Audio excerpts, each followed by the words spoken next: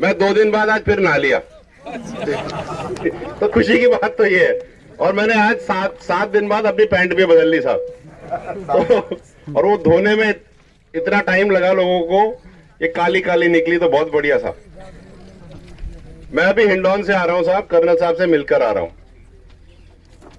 और आप सब सुन रहे होंगे कि अशोक चांदना जी आ रहे हैं, बात ये बात चल रही है। तो मैंने उनको ये कहा, अभी नन्नूमल पाड़िया जी जो पिछले कलेक्टर यहाँ के थे उनसे भी मेरी चर्चा हुई, और सिहाग जी हैं जिनसे जो थे उनसे भी मेरी चर्चा हुई। और मैंने उनको जो कहा मैं आपके साथ सामने रख देता हूं। यहां से जाने से पहले बात चल रही थी, नरोत्तम जी भी थे, लोकेन भी थे, हम सब बात कर रहे थे कि बात तो करनी पड़ेगी साहब। तो हम तो ये कह रहे थे कि भाई यहीं आ जाओ, एक कमरा है यहाँ पे बैठ के बात कर लो। चाहे अशोक चांदना जी आ जाएं, चाहे रघु शर्मा जी आ जाएं, चाहे नीरज पवन जी आ जाएं, चाहे हेमराज जी आ जाएं, चाहे कोई भी आ जाए, हमें तो हमारी मांगे चाहिए, आदमी थोड़ी चाहिए। ठीक बात है ना साहब? तो अब ऐसा हुआ कि 2 दिन पहले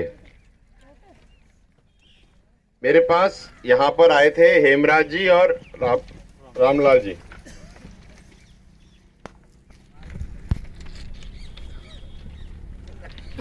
और उनके साथ जो बात हुई, नीरज जी ने मेरे को बोला कि मैं आऊं। मैंने कहा आपको आने की जरूरत नहीं है, आप तो मसौदा भेज दो, हम तो पहले वो देख ले, हमें आदमी से मतलब थोड़ी, हमें तो सामान से मतलब।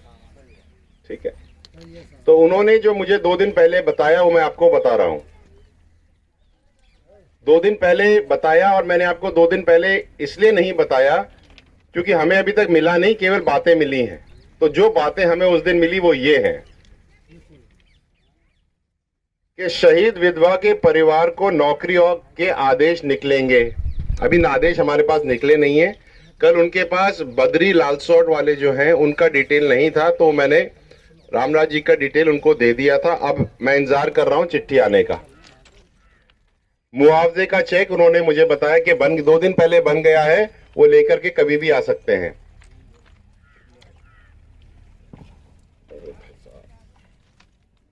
1252 जो के अंदर जो 350 बच्चे जिनकी नियमितीकरण हो गई है, वो कह रहे थे कि 2 दिन पहले इसके ऑर्डर बन गए हैं, हमने अभी तक ऑर्डर देखे नहीं। और ऑर्डर के साथ साथ मैंने उनको ये भी कहा था, जो हेमराज आए थे, मैंने ये भी उनको कहा था कि आप तो नियमितीकरण का ऑर्डर अभी तो दे दोगे, लेकिन जो अरियर बन रहे हैं वो कब दोगे? कि आप चाहते हो कि अरियर वापस से दिलाने के लिए हमें फिर से पटरी पे बैठना पड़े? ये गलत हो जाएगा। तो आप जो नियमितीकरण के जो ऑर्डर है तनख्वाह के, उसके साथ साथ पिछली बकाया तनख्वाह है उसके भी ऑर्डर एक साथ ही निकालो, तो एक ही बार में बच्चों का भला हो जाए। कम से कम दिवाली तो ढंग की मने, चाहे 350 समाज के लोगों की मने, लेकिन दिवाली तो ढंग की मने। फिर उन्होंने कहा कि 5% के आधार पर अभी तक जितनी भी नौकरियां मिली हम उनकी डिटेल आपको देंगे। मैंने कहा वो तो हमें चाहिए ही नहीं। जिनको 5% में 13 फरवरी के बाद नौकरी मिल गई है वो तो मिल ही गई है, तो उसका हमें क्या करना? हम तो वो कह रहे हैं कि जो प्रक्रियाधीन भर्तियां हैं जिनमें नौकरियां नहीं मिली, उनका क्या कर रहे हो? तो उसके लिए उन्होंने जो कहा, और जो ये 14 पॉइंट का जो कोई समझौता हुआ था उसमें भी ये लिखा था कि 7 दिन के बाद प्रक्रियाधीन भर्ती और बैकलॉग के ऊपर सरकार डिसीजन देगी। आज उस समझौते को हुए 7 दिन से ऊपर हो गए हैं, कोई डिसीजन नहीं हुआ है। आप मेरी बात सब समझ रहे हैं? कहीं किसी को लगे जो समझ में नहीं है, हाथ ऊपर उठा देना, अपन बात कर लेंगे। कहीं पर नहीं आए पूछ लेना, अपन चर्चा कर रहे हैं। अब उन्होंने प्रक्रियाधीन भर्तियां तो दी नहीं, उसके एवज में यह कहा है, मैं पढ़ के सुना देता हूं। प्रक्रियाधीन भर्तियों की परिभाषा के लिए केंद्र व अन्य राज्यों से विधि के अध्ययन व अनुशीलन हेतु PS finance secretary, PS principal secretary law, principal secretary DOP की समिति बनाई जाएगी। तो हमने कहा, और मैंने खुद कहा कि 1.25 साल से तो आपने कुछ किया नहीं, और जब आपके 7 दिन पूरे हो गए तो आपने एक समिति और बना दी। हमें तो समिति नहीं चाहिए, हमें तो नौकरी चाहिए। ठीक है साहब। अब नौकरियों में मैंने उनको दूसरी बात ये कही कि जिनको नौकरियां लग गई हैं या जिनकी लगने वाली, जिनको लग गई वो तो अलग, जिनके इंटरव्यू कॉल लेटर हो चुके हैं उनके तो नियुक्ति पत्र जारी करो, और जिनके नियुक्ति पत्र जारी नहीं हो सकते, जिनके इंटरव्यू वगैरह हुए नहीं हैं, उनके आप कॉल लेटर जारी कर दो। कम से कम हमें पता तो पड़ जाए कि हमारे बच्चों को बुला रहे हैं। उसके ऊपर कोई चर्चा नहीं है, कोई बातचीत नहीं है, कोई रास्ता नहीं दिख रहा। रही बात बैकलॉग की, बैकलॉग के बारे में इस कागज के अंदर कुछ नहीं है, और इस कागज के अंदर जो पुराने जो केसेस हैं जिनका निस्तारण होना था उनके ऊपर भी कोई चर्चा नहीं है। जो नहीं है वो हम देखें। अब बात ये आती है कि 1252 तो लोग उनके यहाँ ऑलरेडी काम कर ही रहे हैं, तो उनका नियमितीकरण करना तो उनका काम है। भाई जब आप उनसे काम करा रहे तो तनख्वाह तो बराबर आप दोगे ही दोगे। 3 विधवाओं का मुआवजा देने के लिए तो चांदना जी ने पहले ही कह दिया था, लेकिन हमारा रोष इस बात पे था कि आपने सरकारी खजाने से चेक नहीं दिए हैं। आपने कहा है कि हम कटोरा लेकर के समाज में घूमेंगे, पैसे इकट्ठे करेंगे और उसका मुआवजा देंगे। ऐसी एक चिट्ठी बना करके उन्होंने, रघु शर्मा ने साइन करके निकाली थी। आप सबको ध्यान है इस बात का। तो अब जब तक वो चेक हमें नहीं दिख जाएं तो हमें पता नहीं चलेगा कि राजस्व से निकले हैं या बटोरे से निकले। ये तो हो गई जो बातें चल रही हैं। आज मैं कलेक्टर करौली सिहाग जी, कलेक्टर सवाई माधोपुर से भी मिलके तो कहीं बात करी, और मुझे तो अभी पता चला है कि दोनों के दोनों कलेक्टर हमारे यहाँ बैठने की जगह महावीर जी बैठे हुए, ऐसा ही कुछ है ना? कहाँ बैठे भैया? महावीर जी देवनारायण मंदिर में बैठे हैं। ये जो अपन आंदोलन करें इसको खत्म कराने के लिए मेरा तो उनसे निवेदन है, आपके माध्यम से जो सुन रहा है सुन ले। जितना टाइम वहां लगा रहे हो उतना टाइम हमारे काम कराने कर दो, हम तो ऐसे उठ के चले जाएंगे।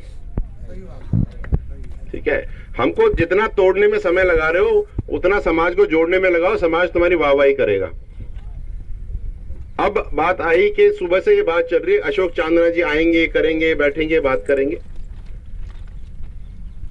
तो सियाग जी का फोन आया, मैंने उनसे ये बात करी। मैंने कहा सियाग जी देखो ऐसा है, हमने तो अशोक चांदना जी को पहले तो पीलूपुरा शहीद स्थल पे बुलाया था। उन्होंने, बात ये हुई थी, जो वहां पे नहीं थे उनके लिए मैं समझा देता हूं। हमने स्पीकर फोन पे चांदना जी से बात करी थी और चांदना जी ने ये कहा, कर्नल साहब ने बात करी थी और सबने सुना था। चांदना जी ने कहा कि हमने 14 पॉइंट का समझौता तो कर लिया, सारी मांगे तो मन गई हैं, तो अब ये सब क्यों कर रहे हो? तो हमने ये कहा था कि साहब हमें समझ में नहीं आई जो आपने 14 मांगे पूरी करी हैं, हमें तो लगता नहीं इसमें कुछ तथ्य है, लेकिन अगर इसमें कोई तथ्य है तो आप आकर के समझा दीजिए। तो 1 तारीख को वो आए तो थे, लेकिन रात काफी हो गई थी और रात के समय पटरी पे आना ठीक नहीं है किसी भी राजनेता का या किसी बड़े व्यक्ति का, क्योंकि अगर कोई छुटपुट कोई हो जाती है तो हमारे को नीचे देखना पड़ता है। तो हमने कहा कि भाई आप अगले दिन आ जाइए। अगले दिन उन्होंने कहा, मेरी बात हुई उनसे, उन्होंने कहा कि मेरी विधानसभा में मेरी विप लगी हुई है, मुझे वहां पहुंचना है। तो हमने कहा ठीक है आप जाइए, कोई दिक्कत नहीं है, आप जिसको भेजना है भेज दीजिए, हमको तो समझने से मतलब है। आज सुबह से ये बात चल रही है कि कर्नल साहब से वो मिलने आना चाहते हैं, कर्नल साहब से मिलना चाहते हैं। तो मैंने उनको यही कहा कि आप पीलूपुरा आ जाइए। तो चांदना जी को अपने समाज के बीच में पीलूपुरा में आने में थोड़ा सा डर सा या कोई बात रही होगी, किसी कारण से नहीं आ रहे होंगे। तो मैंने कहा यहाँ मत आइए, 300 मीटर दूर आ जाइए यहाँ कमरे में, इसमें भी कोई दिक्कत नहीं है, अपन तो सबको प्यार से रखते हैं, कोई दिक्कत तो है नहीं। लेकिन वो यहाँ भी नहीं आ सक रहे। तो मैंने उनको ये कहा, जो मैंने कहा मैं आपके साथ साझा कर देता हूँ। मैंने उनको कहा चलो आप समाज के बीच में नहीं आ सकते, कोई कारण रहा होगा, हम समाज को आपके पास भेज देते हैं। मैंने कहा यहाँ से 6-7 पटेल, 4-5 लड़के और 2-4 और लोग, 10, 11, 12, 15 लोग जो भी बैठे, मैं नहीं जाऊंगा। आप उठो, सूरत में आप बुला लो, जाकर के समझ लेंगे क्या लाए हो। जो कुछ भी लाए हो आकर के यहाँ बता देंगे हमारे लोग जो गए हैं समाज के। भाई मैं तो नहीं जाऊं, मैं जाऊंगा तो गड़बड़ हो जाएगी, फिर कह देंगे भैया टेबल पे टॉक कर रहे हैं और हार के आ गए। देखो मैं सही बता रहा हूं, मैं नहीं जाऊंगा। और अगर आपको चाहिए कि मैं जाऊं ही जाऊं तो मैं चला जाऊंगा, चुपचाप बैठा रहूं, कुछ बोलूंगा नहीं। लेकिन पहली बात तो मैं जाऊं ही नहीं, ठीक। अब वो कहे हिंडौन, और मैंने कहा सूरत आ जाओ साहब, पटेल यहीं से चले जाएंगे, दिक्कत का यहां में। तो आखिरी मैंने उनको यही कहा है कि आप लोग यहां आ जाओ, हम यहां से लोगों को भेज देंगे, आप जो लेकर आए हो ये बता दो। आप ये मत कहना कि सब कुछ ठीक है, हमें तो हमारी बैकलॉग दे दो, हमारी हमें प्रक्रियाधीन भर्तियां दे दो, हम उठ के चले जाएंगे। ठीक है ना साहब? जो बात है वो सही है। हमने तो कह दी 4, 5, 6, 8, 15, 20, 21 जितने भी आपको मन में, मेरा तो ये कहना है ढीम फेंको, जिसके सर पड़े आ जाना। 21 लोग ऐसे ही गिन लेंगे, क्योंकि कोई सारे 30 बार खान है यहाँ पे, सब समझदार हैं, कोई भी ऐसा नहीं है जिसको समझ में नहीं आती चीजें। अब मैंने उनको ये भी कहा कि जो भी करना है आप आज करिए, क्योंकि कल से तो आंदोलन उग्र होगा, ये बात तो पक्की है। तो अभी तक का तो ये हाल है साहब। इसके अलावा कुछ और होगा तो मैं आपको बता दूंगा। किसी को कोई प्रश्न, कोई सवाल, कोई जिज्ञासा कुछ हो तो बताएं। सब सही है? यदि आए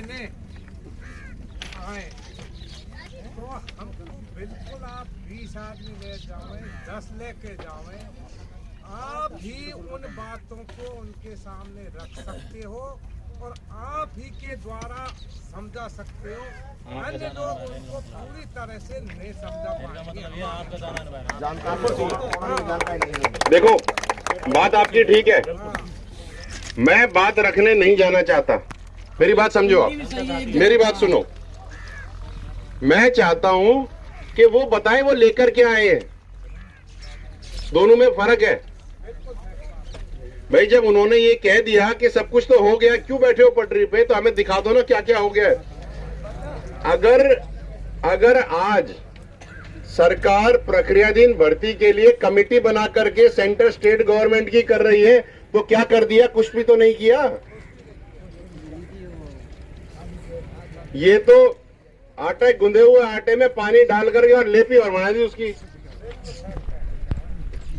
मेरे हिसाब से तो ये है, ये चाहते हैं कि ये हम लोग एक कमेटी बना दें और समाज यहां से उठ के चला जाए और फिर हम उसी से गौन चिपकाते फिर घूमते फिरते रहे, फिर 1 साल बाद फिर पटरी पे बैठ।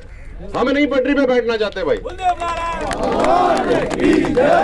ये आखिरी आंदोलन होगा, इसके बाद हम नहीं करेंगे, हम सब कुछ लेके उठेंगे।